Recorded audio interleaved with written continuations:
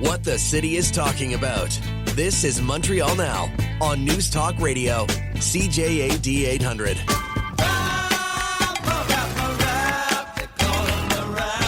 I think Canada is a neighbor. They are a partner. They have always been an ally. Perhaps they are becoming a competitor now. But as the president also laid out in his Truth Social post, he believes that Canadians would benefit greatly from becoming the 51st state of the United States of America. And I actually looked into some of the research about the cost of living in Canada, and the cost of living is much higher than it is here in the United States of America. The average cost of a home in Canada is much higher. In Quebec, the highest tax rate for an income of $150,000 or more is 53.3%, more than half of Canadians' incomes they are being taxed on. So the president has made it clear that he believes Canadians would be better served economically, militarily, if they were to become the 51st state of the United States of America. Thank you very much for your opinion, but no one's listening. That's Caroline Leavitt. She is, of course, the press secretary for Donald Trump.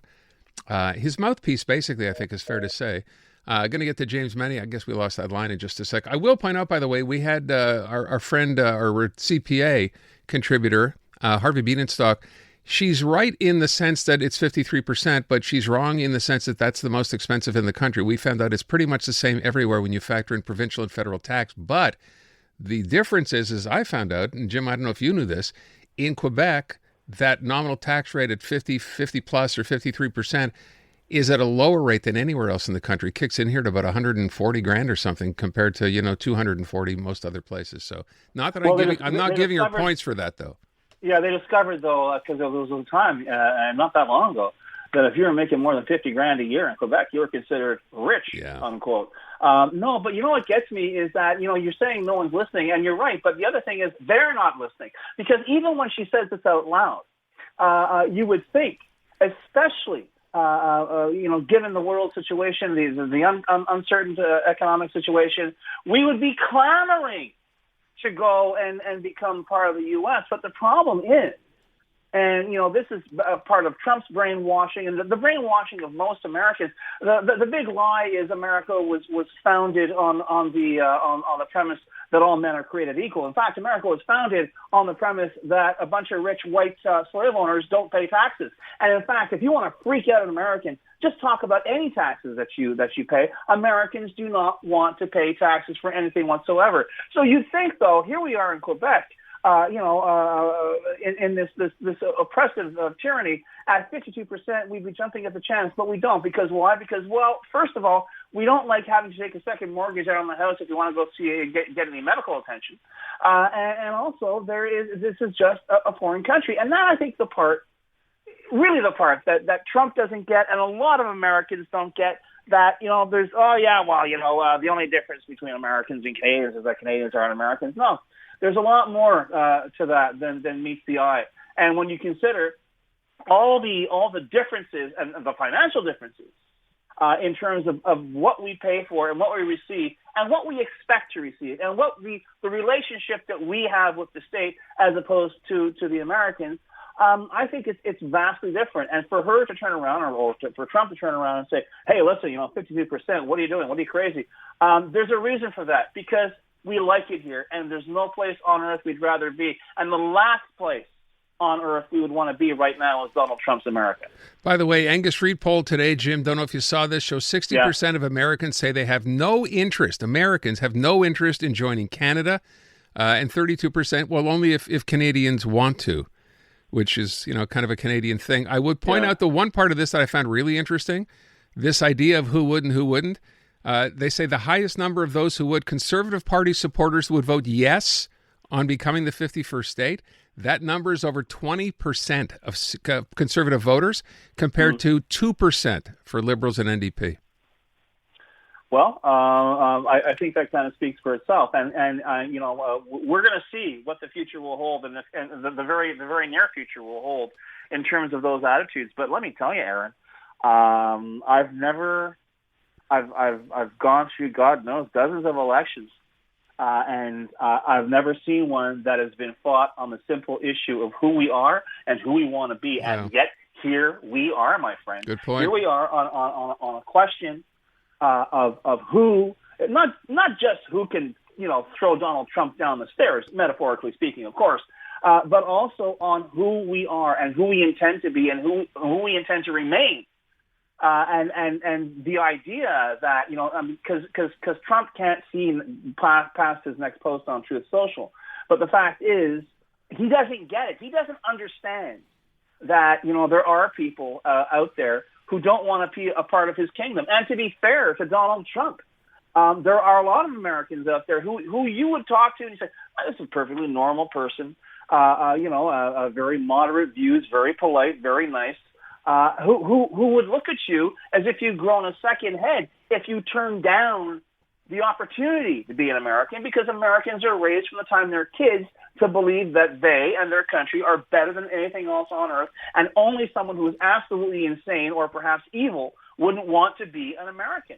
It's called American exceptionalism, and whether it's coming from Donald Trump or Barack Obama, and he has started off on the same issue, it's just a lot of garbage. And the world, I think at this point, Aaron, is getting fed up, and I think that irritation and that frustration is really crystallizing in this country. So as I say, going to be a very, very interesting federal election, and it's going to be a very, very interesting few weeks of dealing with President Trump, presuming that a mutiny is not fomented by America's business class. The Wall Street Journal is already calling for Howard Lutnick's head, which if you'd asked me that last week, I said that would never happen. Things are starting to fall apart very, very fast, so we'll see what happens. But in the end, I think we're going to come out ahead, Aaron, because I think we're discovering that good part of ourselves that we suspected was there, but it's coming to the fore now. And it's not because of who we aren't, but it's because of who we are and who we intend to remain to be. Jim, let me ask you this, and we'll move on. Doug Ford, of course, the whole thread about that 25% surcharge on electricity that he had to pull back. I think some people, and I think a lot of people perhaps think, good for him for bringing it up and threatening it. And then, of course, we found out yesterday it was not him who made the call. They called him after he threatened that, right? But a lot of people I'm reading today are suggesting, he shouldn't have backed down. He should have kept that in place, and he kind of caved. Which side are you on in this? This is the problem, Aaron, and I've been saying this from the get-go. You got to have one person in charge, and I don't want to blame, quote unquote, Doug Ford, because Doug Ford, as far as I'm concerned, has been playing the cards that he had in his hand. It does place Mr. Carney in a rather difficult position, because right now he is perceived as the point man on this entire issue, not the I don't know what we call Carney, Prime Minister designate, or the guy who's waiting for Trudeau to leave. But the fact is, he is perceived as the guy. You heard Trump talk about, he called him the Premier of Ontario, strong guy. He was going to do it, but he didn't do it. That's really good. But the fact is, as I said yesterday, he sounded like a bully who'd been punched in the face, and good for him. But folks, don't remember, in the end, this is poker. And in the end, you can't let your head explode or tip over the table or let the chips fall. You've got to beat this guy at his own game and make it clear not to Canadians. I think that audience is sold. Make it clear to even the most sycophantic Trump groveler that he is going to blow up his own country and everyone's fortune with it unless someone intervenes. And I think we're on the way there. But in the meantime, I think we should speak with one voice. And I think in the end, I think Doug Ford's the right thing, because don't forget, it's not like, okay, I will never do this again. Let me stop this for now. I'm listening to you. What do you have to say? Let's see where we can go with this. But if they turn around and do a typical Trump double cross, guess what? He just reinstates it. So I don't think it's that big a concession. Okay. Let me move on and talk about the most recent or the latest fiasco here in Quebec.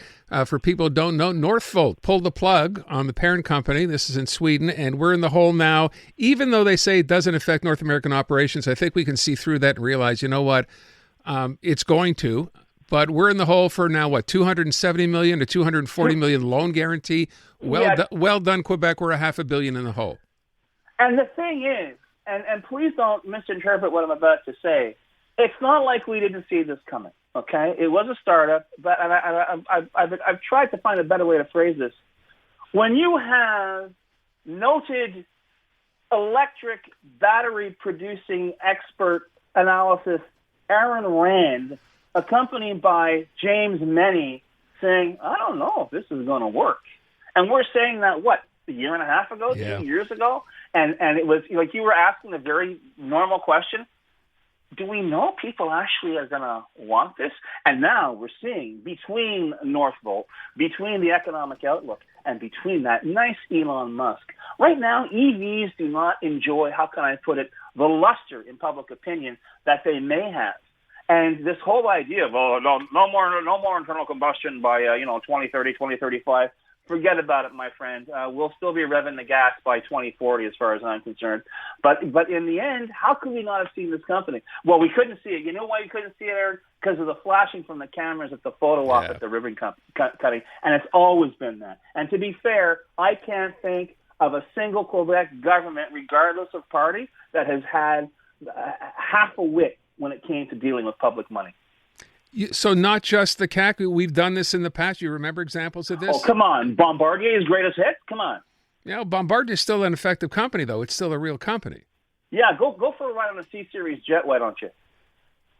That's where we put the money in. It doesn't exist anymore. The whole thing. That particular part of the project, right? And after we moved a few dump trucks of money to the company, they said, "Oh yeah, we're going to move some jobs out of Canada." Okay. Yeah. I guess we can't bring up Lion Electric. That's too recent. No. We'll save that for next week. Okay. I shouldn't laugh. It's costing us a ton of dough. James Mennie, the Montreal Gazette. Thank you, Jim. Adama.